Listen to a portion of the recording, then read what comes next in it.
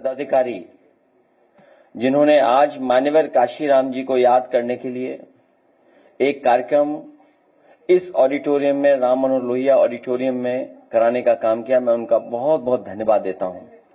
बहुत से साथियों के जो विचार और जो उन्होंने पक्ष रखा कि आज की परिस्थितियों में आज के राजनीतिक जो संघर्ष है उसमें बाबा साहब भीमराव अम्बेडकर जी, माननीय काशीराम जी, नेताजी डॉक्टर राम मनोहर लोहिया, जयप्रकाश जी और लगातार जो संघर्ष का रास्ता है उसको अपना करके हमें सबको मिलकर के जहां पीडीए को मजबूत करना है, वहीं सामाजिक न्याय के रास्ते को, सामाजिक न्याय की लड़ाई को और मजबूत कर करके उत्तर प्रदेश में सामाजिक न्याय के राज की स्थापना के लिए पीडीए की सरकार बनाने के लिए संकल्प आज लिया है।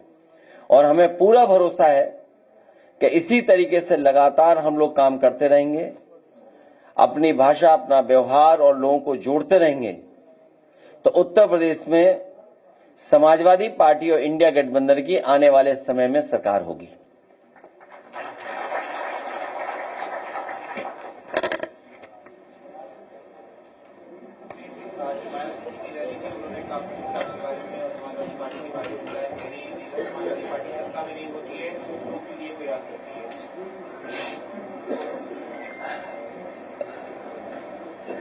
समाजवादी पार्टी, नेताजी डॉक्टर राम मनोहर लोहिया और बहुत सारे यहां साथी होंगे, वो जानते होंगे कि समाजवादी पार्टी और नेताजी का संघर्ष हमेशा रहा है कि दबे कुचले, गरीब, पिछड़े, दलित, आदिवासी, वंचित, शोषित लोगों को कैसे सम्मान और उनको सम्मान के साथ साथ राजनीतिक हैसियत कैसे बढ़ाई जाए, उस पर लगातार काम करते रहे। रायबरेली में जो है हरिओम वाल्मीकि की हत्या कर दी गई सर। और हमारे साथी जानते होंगे कि मान्यवर काशीराम जी को इटावा से सांसद बनाने के लिए समाजवादी पार्टी, नेताजी और हम सब का, और यहां पर बहुत सारे साथी बैठे हैं, इनका सहयोग रहा। और उसका परिणाम ये रहा कि जो कम्युनल पॉलिटिक्स थी उस समय पर, उस समय जो कम्युनल पॉलिटिक्स पीक पर थी, उसका मुकाबला अगर किसी ने किया था तो सपा बसपा, और बहुत विस्तार से हम लोगों को आर.के. चौधरी साहब ने भी बताया कि किस तरीके से चीजों को उस समय अनफोल्ड किया था।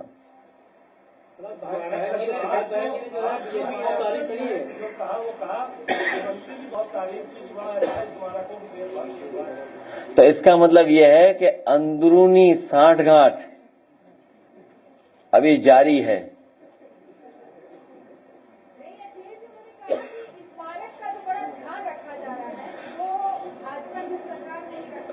और मैं आपको याद दिला दूं,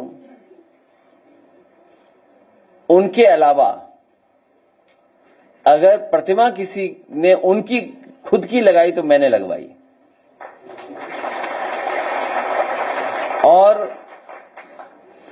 हालांकि on the floor of house, जब उस समय बहुजन समाज पार्टी के लीडर ऑपोजिशन या उस समय जो सवाल उठते थे मेंटेनेंस को लेकर के, रखरखाव को लेकर के, ऑन रिकॉर्ड आप लोग चेक कर सकते हैं, ऑन रिकॉर्ड, कि समाजवादी पार्टी की सरकार में पूरा का पूरा मेंटेनेंस और रखरखाव के लिए एलडीए को निर्देश दिए गए थे। और यहां तक जब एक दिन मैंने देखा, जब मैं एयरपोर्ट जा रहा था, कि यहां पर खजूर के पेड़ सूख गए हैं।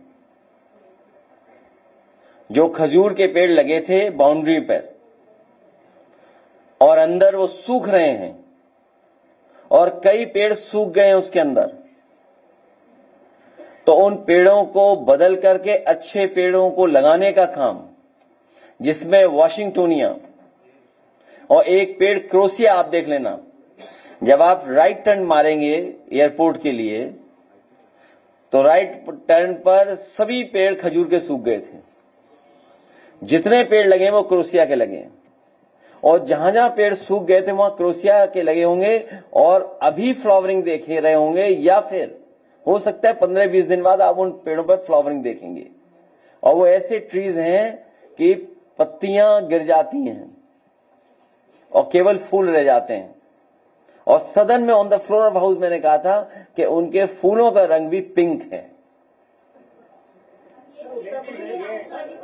तो मेंटेनेंस के साथ साथ पेड़ों का रखरखाव, और अगर पूरा आज चारों तरफ देखोगे, मूलश्री के पेड़ लगाना, कैजरोनिया का पेड़ लगाना, कचनार के पेड़ लगाना, उसके अंदर कचनार के पेड़ लगे हैं, क्रोसिया के पेड़ लगवाए, मूलश्री के और पेड़ बढ़वा दिए, जो पीपल सूख गए थे उनको और लगवा दिया। सच्चाई तो यह है, पत्थरों का रंग आज भी अगर आप देखोगे, अगर भारतीय जनता पार्टी ने सही तरीके से रखरखाव किया होता तो पत्थरों का रंग काला नहीं होता। आज देख करके आइए, पत्थरों का रंग काला है। तो ये कौन सा मेंटेनेंस कर रहे थे, ये कौन सा रखरखाव कर रहे हैं भारतीय जनता पार्टी के लोग? और भारतीय जनता पार्टी के लोगों की हो सकता है सांठगांठ होगी, इसको भी बेच दें। देख लीजिएगा आप, लखनऊ की कीमती जमीनें भारतीय जनता पार्टी बेचने का प्रयास करेगी। सम्मेलन था, उस सम्मेलन को यह कहकर कैंसिल कर दिया गया कि वो सामाजिक सम्मेलन है, जबकि वह रैली थी। कई जिलों में देखा जाए तो सामाजिक कार्यक्रम ऑलरेडी इस पे हो रहे हैं, लेकिन मेरी जानकारी में नहीं है। बीजेपी ने आरोप ये भी लगाया कि आपकी सरकार में बड़ी बड़ी योजनाएं बंद कर दी गई, क्या ऐसा हमें तो नहीं लगा? रात में 8 बजे बताया कि परमिशन कैंसिल कर दिया कि सामाजिक कार्यक्रम नहीं किया जाएगा। किसी बीजेपी नेता ने इस पर उंगली की थी। उस पर आप क्या कहें? क्या ऐसा नहीं बीजेपी गुलाम बनाना चाह रही है? नहीं, बीजेपी गुलाम नहीं, हम लोगों को मजदूर बना के हम लोगों से काम लेना चाहती है। इसलिए सावधान हो जाओ आप भी। पीडीए में आधी आबादी भी है। आपका दुख, तकलीफ, परेशानी देखकर ये लग रहा कि आप भी हमारी पीड़ा से बंधी हुई दिखाई दे रही हैं। जो पीड़ा हमारी है वो आपकी भी पीड़ा है। हम सबको एक ही दुख है।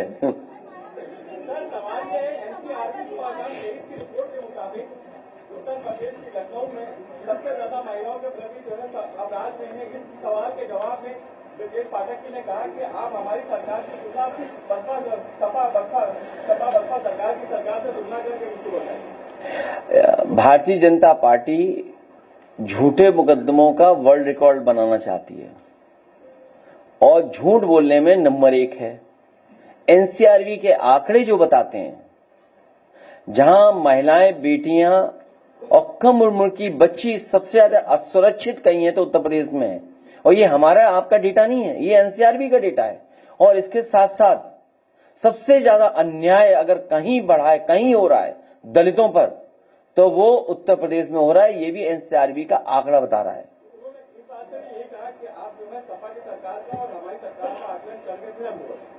नहीं तो ये तो आप कर सकते हैं, ये तो पत्रकारों की जिम्मेदारी है। ये अगर आप सवाल पूछ रहे हैं, उनसे सवाल पूछ रहे हैं, तो इसका मतलब उन्हें कटघरे में खड़ा कर रहे हैं आप। और मैं तो आपसे चाहूंगा कि अगर कंपैरिजन हो जाए तो आप कंपैरिजन जरूर कीजिएगा। और अगर आप कहोगे तो हम पे तो ग्राफ बने हुए, कई ग्राफ बने हुए, अभी हम जारी कर देते हैं ग्राफ।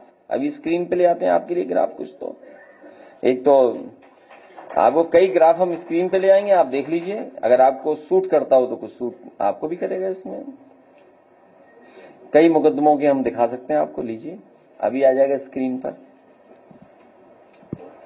और ये डेटा हमारा आपका नहीं है, वो तो सरकार का ही डेटा जो है वो एनसीआरबी देती है।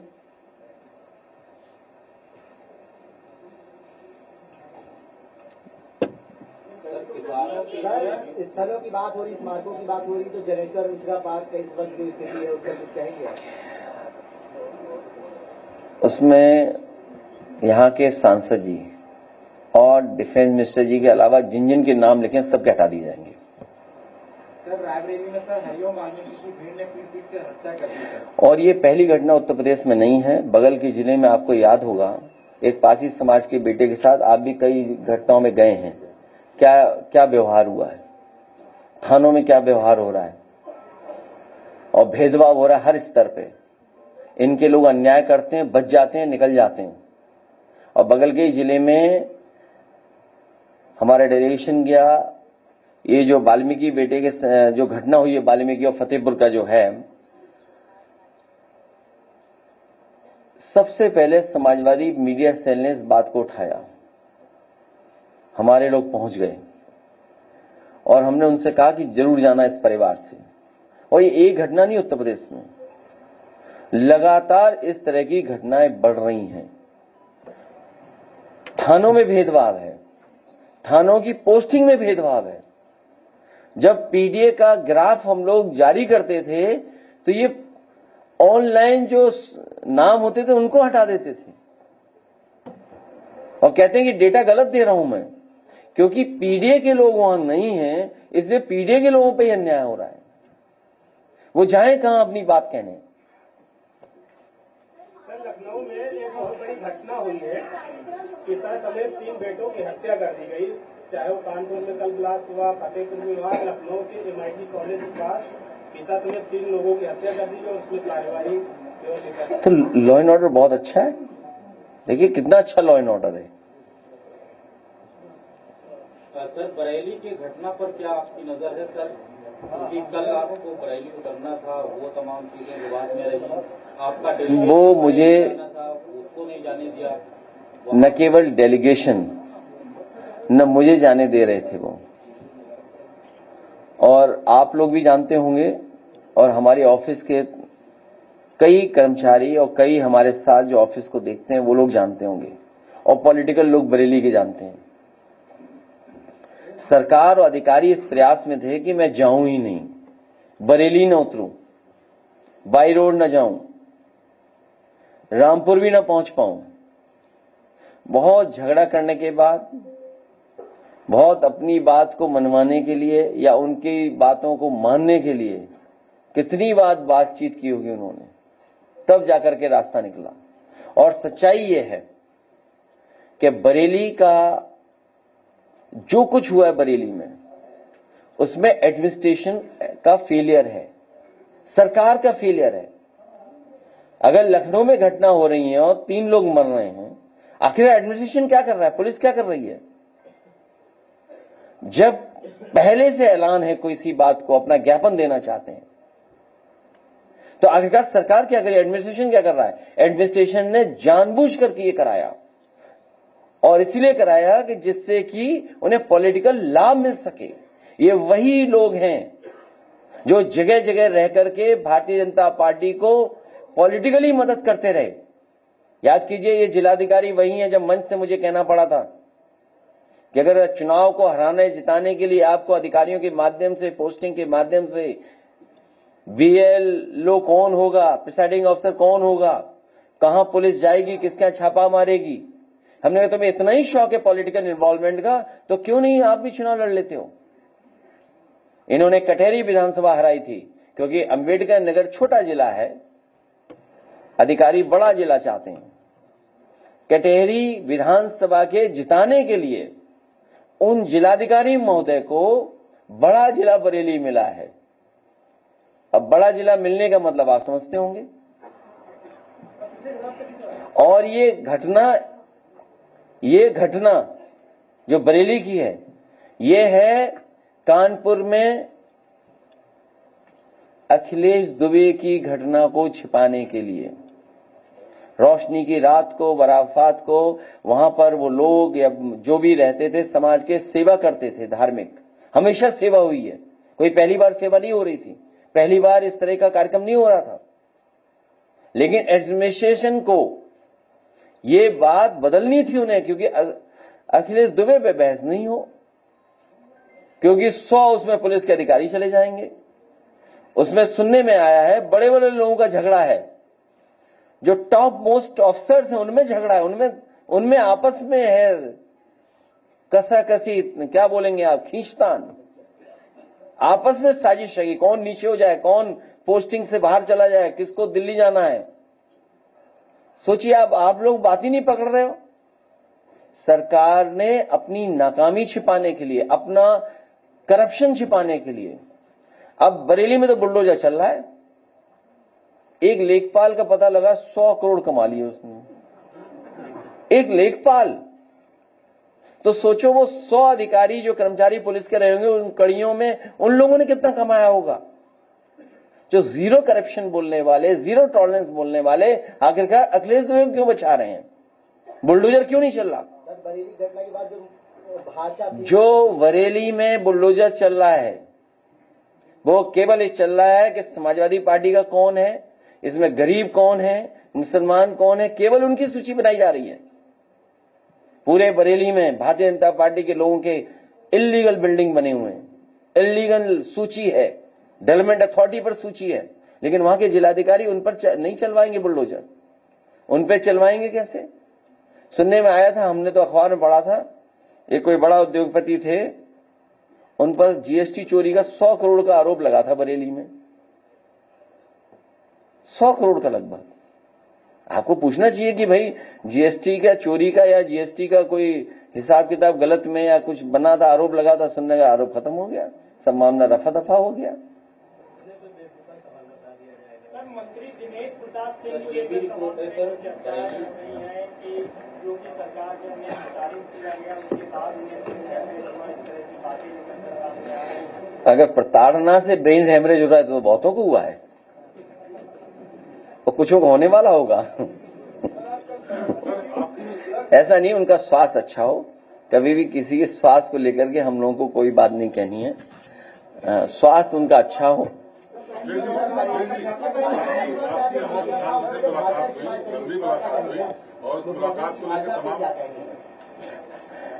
हमारी उनसे अच्छी मुलाकात हुई और हमेशा अच्छी मुलाकात होगी। अभी आगे उनके लिए आप क्या देखते हैं? क्या कानूनी लड़ाई का इंतजार करेंगे या फिर जैसा आपने कहा कि बड़े मजबूत दरख्त हैं, कोई बड़ी जिम्मेदारी?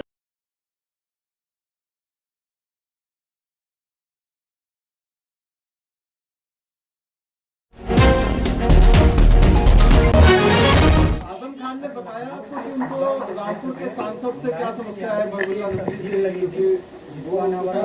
वो हमारा मामला है, तीनों लोगों का, वो हम लोग देख लेंगे, सब ठीक हो जाएगा। मीडिया भी ठीक हो जाए तो सब ठीक हो जाएगा। मीडिया ही तो नहीं ठीक है, एक ही कड़ी बची हुई है अभी लोकतंत्र में, ये वाली कड़ी। जिस दिन ये कड़ी ठीक हो गई बीजेपी का पता ही लगेगा।